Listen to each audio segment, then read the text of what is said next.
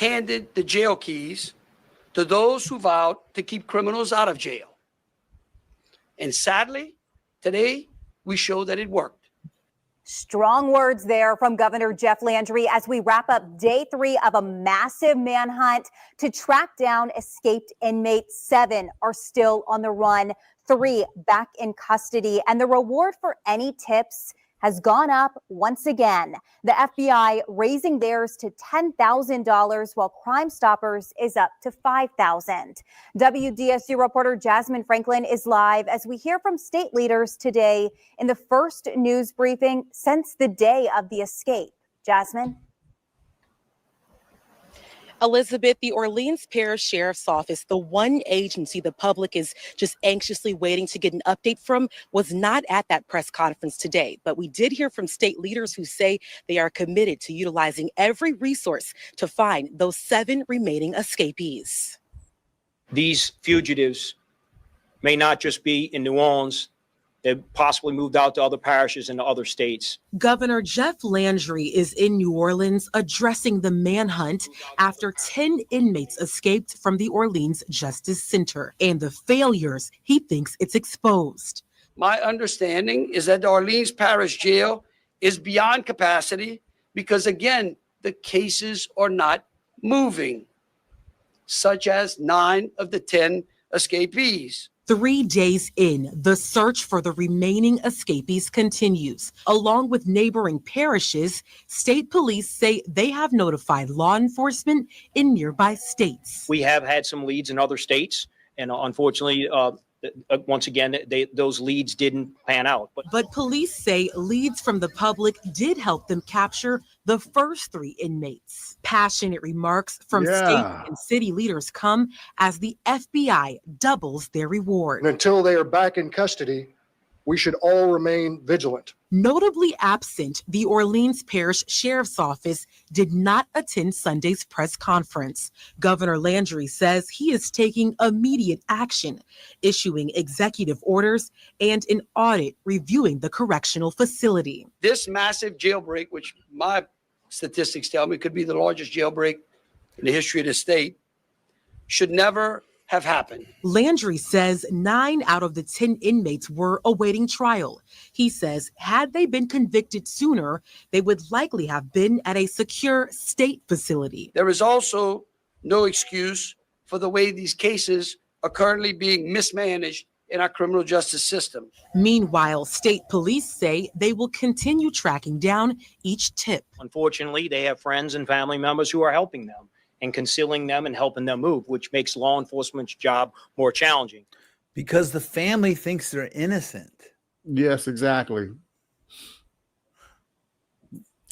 We end up getting there just a little too late. They're just being picked on. They're just being picked on. That's right. Okay. And state police stressed that any family or friends assisting those 7 remaining escapees could also face charges. Reporting live in New Orleans, Jasmine Franklin, WDSU News. Yeah. Remember the young San Jose officer was killed back in 2003, 2004. Jeffrey Fontana? And the suspect was it Deshaun Williams? Yeah.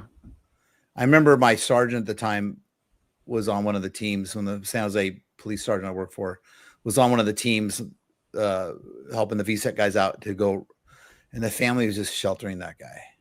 They did everything they could to shelter that guy. Oh yeah. Yeah, exactly. Yeah. I just so is that the answer though? Just to get them through court quicker to alleviate this problem? Well, yeah, but it looks like I worked a couple of years in a jail, and so I don't understand how where was the deputy that's supposed to be watching them, or the deputies that are supposed to be watching them. I read somewhere that the deputy had gone on break without waiting for a relief deputy to take over his position, and left them unguarded. And that guy pulling on the gate you know, and how could he be pulling on that gate and there's no deputy there to stop him? Yeah. You know, But, and you know, I'm not taking away from the crooks. They're crooks, or, you know, they're alleged crooks, right. waiting trial. But, you know, that is kind of, that's your job to keep them secure. So in this case, the corrections officers apparently really failed at their job at this point. I don't know what the budget situation is there. I don't know what the politics are there. But it looked also, Mark, it looked like there was also a structural failure too. That and I don't know how that got by the you know, when I worked in the jail, we had a staff that was in charge of the facility security. You know, they look for weaknesses and repair things that need to be repaired, so that the inmates can't take advantage of it to escape. You know, and then you also have we had a perimeter patrol deputies who would patrol the perimeter of the jail, and I don't know why they didn't have, where were the perimeter patrol deputies? Right. Yeah, it's a lot of questions. All right. So they're still rounding some of these guys up. So we'll see what happens there. All right, let's move on to Las Vegas.